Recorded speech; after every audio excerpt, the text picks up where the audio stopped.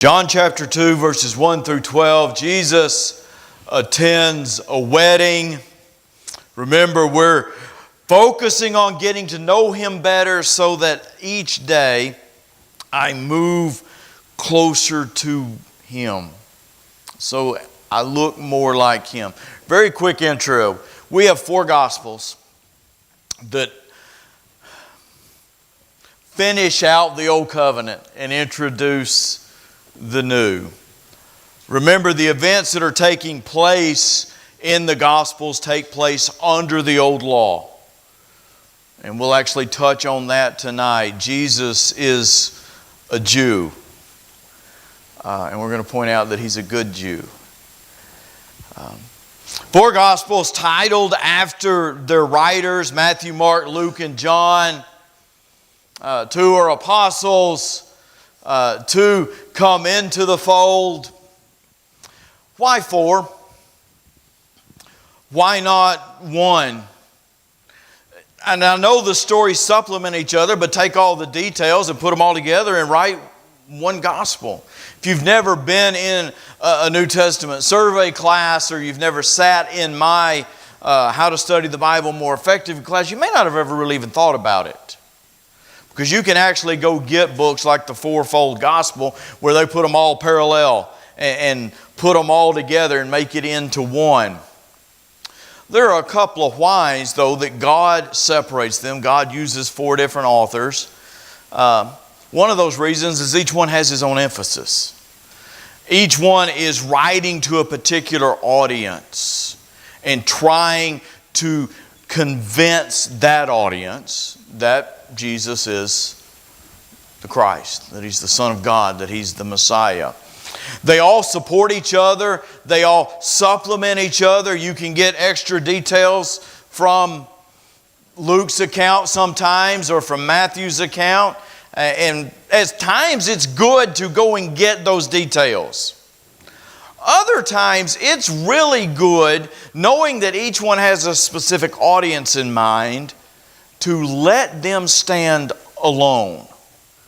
To study Matthew as Matthew. It is written to a Jewish audience. It is written to enforce the fact that Jesus is the one of prophecy, and that He fulfills those prophecies, and they identify Him. Sometimes it's good to let Mark stand alone. Mark is written with a Roman audience in mind. An audience that needs excitement. An audience that needs a story that moves. Notice how many times Mark says immediately, and how quickly things happen. And notice how Mark zeroes in on miracles and exciting things happening. Luke writes to a very Greek audience. If you'll notice Luke's writing there in the Gospel and then in Acts, he's very detailed. And things are in order. That's a Greek mind. If you're going to appeal to them, you have to be organized in your thought process. John is different than the other 3. The other 3 are called the Synoptic Gospels. And then there's John out here by itself. It's this universal book. It can reach anybody. And we're going to let it stand mostly alone as we go through this study. As I said, there are times to roll them together, put parallel accounts together, but there are times to let them stand alone simply because God had them stand alone. When I chose John, I did it. I mean, if I'm picking and choosing between them, it's not my favorite of the 4 Gospels. There are parts about it that I love, but I'm kind of partial to Mark. I like all the excitement that's going on in Mark. But I chose it because if we're going to be more like Jesus daily, the Gospel of John gives us enough of the synoptic formulas. We get enough prophecy in it. We get enough miracles in it. We get enough order and detail in it that it's got some of all of that. And because we need to know Him. And if you go to John, you get what? Those I am statements, these specific statements that Jesus is making about himself as he introduces himself. And so if we're going to be like him and get to know him, let's use those and walk with him with one of his best friends. Chapter 2 and verse 1, on the third day. New Century Version says 2 days later. It means the same thing. It is most likely counting from the last day recorded in chapter 1. There are actually several days back to back to back recorded in chapter 1 where for a moment John gets very Luke-like. He's very chronological. But that last encounter with Nathanael, and then we go to chapter 2 and it tells us a couple of days later, or on that third day, he is in Canaan. What that does is it gives him the time necessary for the travel. The time to go from where was John baptizing and where's this going on? At Bethany on the Jordan. So this Bethany over here most likely, instead of this one. And we're going to end up all the way up here at Canaan. So it gives us time to travel. Chapter 1, verse 28, day 1, John is in Bethany beyond the Jordan. Day 2, Jesus comes on that scene. And so we know that he is in that city. Day 3, he's still in that city because he cites Jesus. He points to him. Day 4, he begins to move towards Galilee. And then at that point, we start counting those days that are in chapter 2 and verse 1. And 2 days later, or on the third day, they arrive in Canaan on a very specific mission. They are going to a wedding. Now then, we'll look at this at the end, and then again tonight in chapter 2 and verse 12, they end up in Capernaum. What do you notice? Jesus is moving. Jesus is going from place to place. And that is going to play into the lessons about being more like him. And then in verse 13, he's in Jerusalem.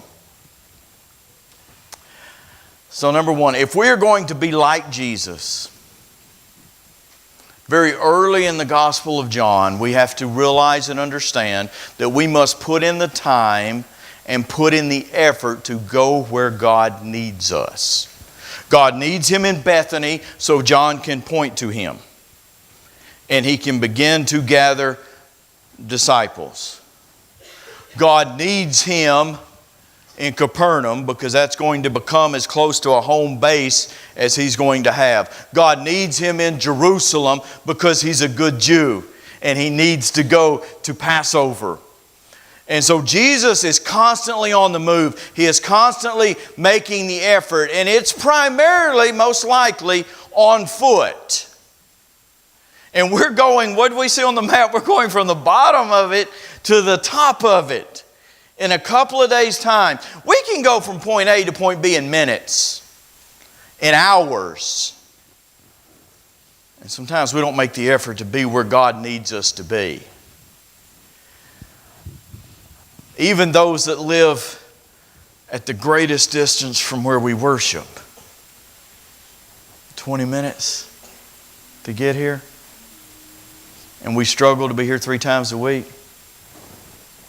And when it's Passover time, it doesn't matter where Jesus is at. He's going to make the trek on foot to Jerusalem because we need to be where God needs us to be. Now a question, why a glimpse into Jesus' social life?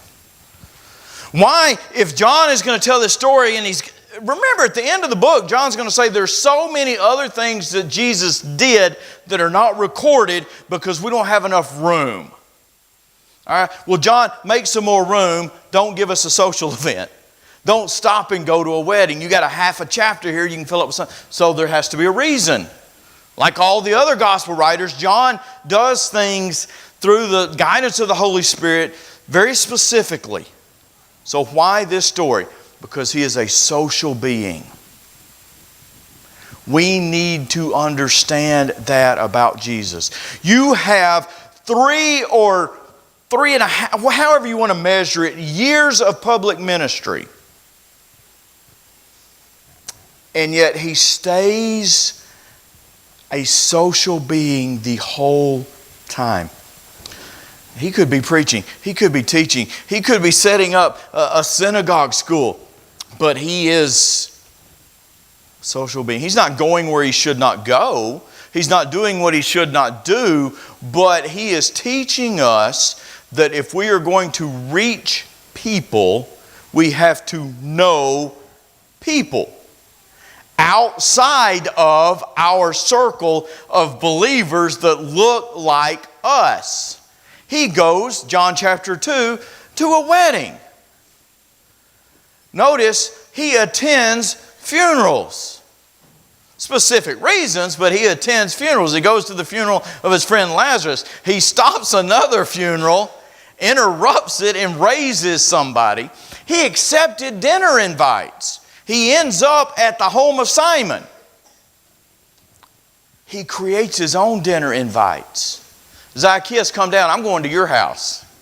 He invites himself over because he's a social creature, and that is how he reaches people. He initiated conversations. I promise you, if he doesn't start the conversation with the woman at the well, it doesn't get started. She's not going to open that up. Social being.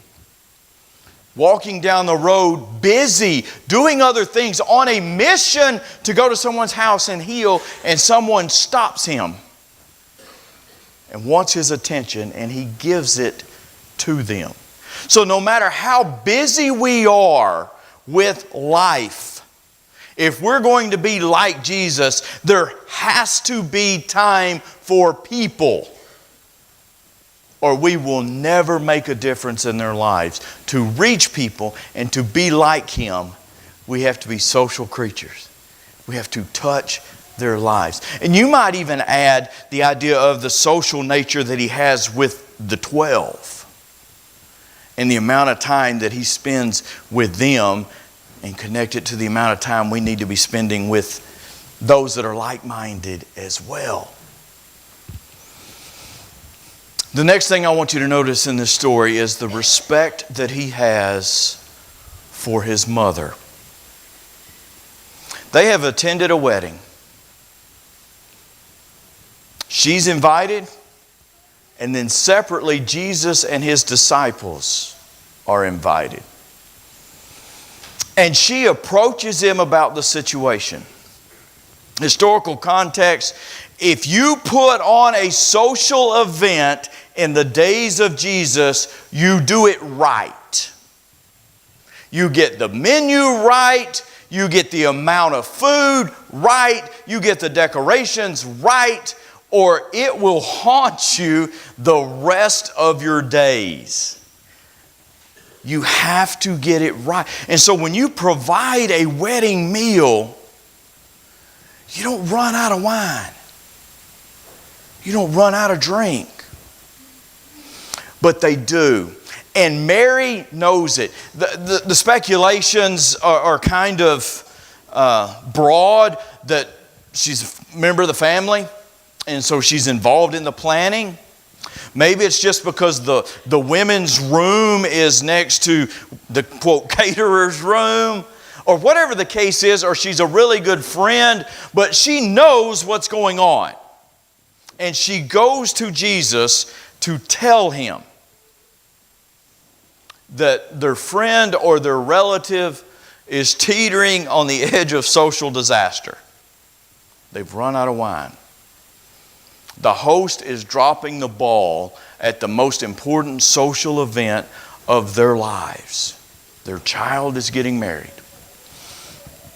Now then Jesus says, you know what, that's really not my concern. That's not why I'm here. I didn't come to this wedding to make sure that I was the backup caterer. But he's going to deal with it anyway. And that's beautiful about Jesus, and it's a separate thing, and we'll get to it. But what we're talking about now is this conversation. And he says, woman, what is that to you and me? That's a Hebrew idiom. It's not really our business. But we see the word woman. And we're like, oh, how wooed. I mean, if John is having a conversation with Mimi, and he suddenly looks at her and goes, woman, all right, we're going to see John at the hospital. But know the culture. Understand the day. B.W. Johnson, that phrase is considered so respectful it could have been used to address the queen of the land, and it is at the same time so tender and gentle it could be spoken to the most tenderly loved. It was a term of respect. He's not disrespecting his mother. And the proof is on the cross. Woman, behold your son. You're not going to use a term of disrespect in your dying moment. So understand, he's being respectful to her. A couple of things to also notice in this exchange. Notice that Mary knows what she knows. Mary, mom, woman, this is none of our business.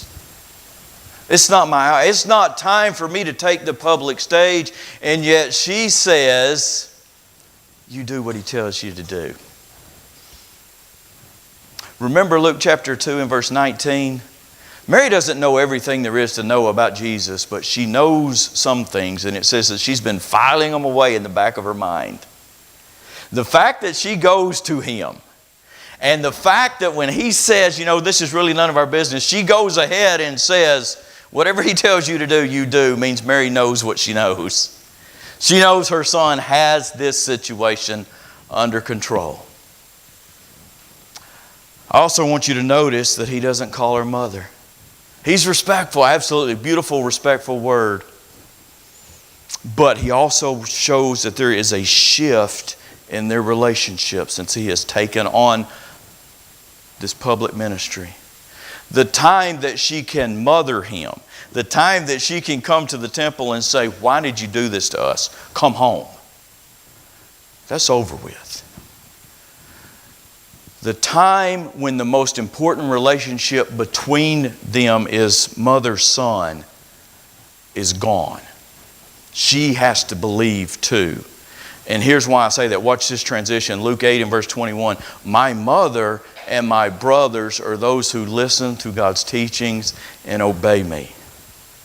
At this point, this relationship, even though she approaches him as a mother, is not about blood. It is about who he is spiritually. And he wants to make sure that that is understood.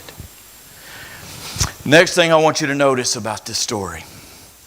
No shortcuts. Remember again the historical context. You're going to have a wedding. If you go back and you do the research, and this lesson is not about that, but you go back and do the research, it's not about alcoholic beverages, it's about watered down grape juice. What you did as the host was at the beginning of the wedding, or the beginning of the feast, or whatever, you served the very best you had, because everybody's taste buds are ready for it. And then as the time progresses, and this is a week-long wedding, as the time progresses, you water the juice down more and you serve the poorer later on in the feast because everybody's already tasted the good stuff and they're not going to notice as much. When Jesus makes it, he makes the best of the best. The best of the day. Jesus never took shortcuts. And notice also this. There are 6 jars for purification. Big jars, 20 to 30 gallons each. There are some big jugs standing there. And he fills them all the way to the top and turns it all into wine. There is an abundant supply. That is the way he blesses us. Abundantly. Pressed down, shaken together, and running over in our lap. He doesn't do things halfway. Never has. Creation, the Father spoke, the Son did, and God said, behold, it was very good. Jesus does everything 100%. And He meets a social need. Now, that's not the primary reason. We're going to get to that in a minute. But He meets a social need. And He meets it abundantly with the very best. He's not going to leave the one who invited Him hanging. If we're going to be like Him daily, we do everything we can do in the kingdom of God to the best of our ability and in the rest of our lives too.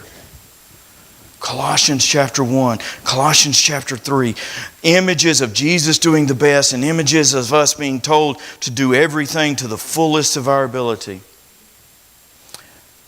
When I think of this, actually I think of your daddy. For those who didn't know Julian or know the routine, when this man practiced song leading, he got in front of a mirror and he did it over and over, right-handed and left-handed, until it was perfect. You didn't get up here to lead worship if you were not prepared to do it to the best of your ability. That's a Jesus trait. That if you're going to show up at the wedding and you're going to be the caterer, you go all the way with the catering. We have to do that in our lives because the gifts we have that we're giving back to Him are His gifts. I want you also to notice He left no room for doubt. Where did He fill the water jugs up to? The brim. It wasn't a case where He filled it halfway and then when no one was looking, He poured some in to make it into the wine. He said, you're going to understand what few of you are privy to this information, that this is a miracle because there is no room for anything in that jug but water. And now it's the best wine of the day. All the way through the Gospels, all the way through John as we work through this, He is going to make sure that there is no doubt He is the I Am. We can trust Him. We can trust Him in our lives without doubts. Look, it's not miracles in our world. He's not going to take your Spam sandwich and turn it into a porterhouse.